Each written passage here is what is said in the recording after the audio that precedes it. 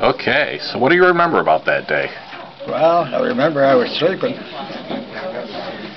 Then my battle station was a 1.1 quad on the fantail. Had to cut the tarp down first. And then the planes went by us this way. We only had maybe not a second or two to shoot at them.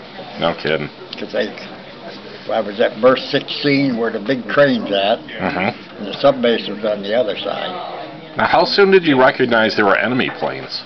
Did you know right off the bat? This is general quarters. This is no drill. Yeah. You can see the big beat ball on them.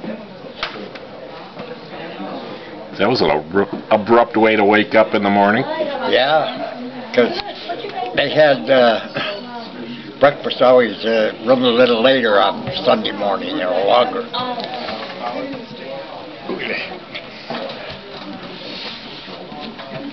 And then when we were tied up at, I don't know, you know where IEA is there? That's where we were tied up Friday on two mooring buoys. We moved Friday over to berth 16 because we was going to have some work done on the ship. Then we just got hooked up with electricity on Saturday. Saturday I went to Schofield Barracks. I had a couple buddies up there from hometown. Lost all my money. They had these little sheds out back and gambled in. True confessions time here. Yeah. So they give me $20 and told me to come back up some. $20 a lot of money. When you first go in, that's damn near a month's pay. Now, what was your job in the service? Well, I was on when I first went aboard to New Orleans, they put me on the 5-inch 25 open mount. And they had 8 of them, 4 on each side. So 1 hour a day you spent up on the practice loading machine, the whole crew. Because you had a pointer, a trainer, first loader, and 3 loaders on each side to put them in the fuse spot. And you had the fuse setter. And that was pretty big crew for 1 gun. Now, once they called general quarters and you realized it wasn't a drill, what was the first thing you saw when you came out? The boatswain, the master at arms, Kluge, first class boatswain mate. He was cutting the tarp down. No kidding. He said, "Give me a hand." I said, "I haven't got a knife." He said, "I got one." So we cut it down, just pull it back away from the guns. Had to break the locks off the ammunition cases up there. And I guess they had to break the locks off them down below. Now, how much notice did you get before the attack actually struck? None. I was sleeping. No kidding. I went up in my shorts. And the only place we could shoot was aft. Couldn't train them this way because you'd be hitting the crane over there. If you went this way, you'd be probably hitting the submarine base.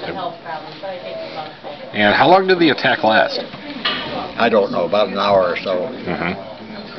I never timed it. This guy's on TV all the time. He says he can see the pilot's teeth when he was smiling. And I said, I didn't look at the pilot, I looked at the planes. So I imagine some of them stretch it a little bit. But one year I come up, this girl, she was in the Girl Scouts, asked me, she said, "You come to the house, for an interview for a merit badge?" And I said, "Yeah." So her and her father showed up one day, and he made a tape of it. And I told her, rather than to give her some information that wouldn't be true, I have the history of the New Orleans and the Indiana from the day the first one started until after the war. Gee, that'd be great. So I run them off for her. I said, this way, got the facts. You've got the facts. It's from the Navy. Because I had to send in for proof that I was a Pearl to get the medallion. And medal at the Legion League she offered me $500 for it. I told her so.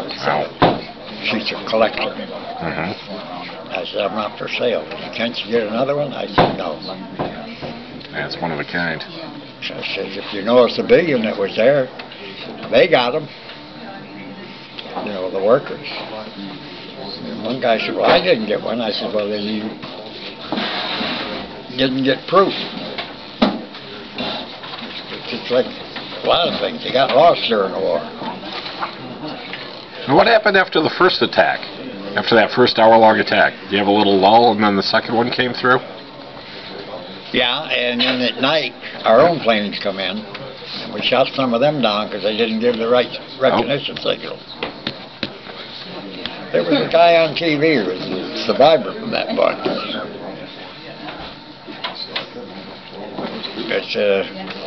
I went back up to Schofield, and my boyfriend, Merle Finkel, he was in a wheelchair, and I was pushing him. I had my legs up. When I went home, I went over to his house and asked his mother, I said, where's Merle? She said, well, he's working. She showed me the picture. She said, look at that nice nurse that's pushing him. I said, that was me. Merle Finkel and Bob Church. But so, go ahead. What do you think about events like this where you get the Pearl Harbor survivors together? That's a good idea.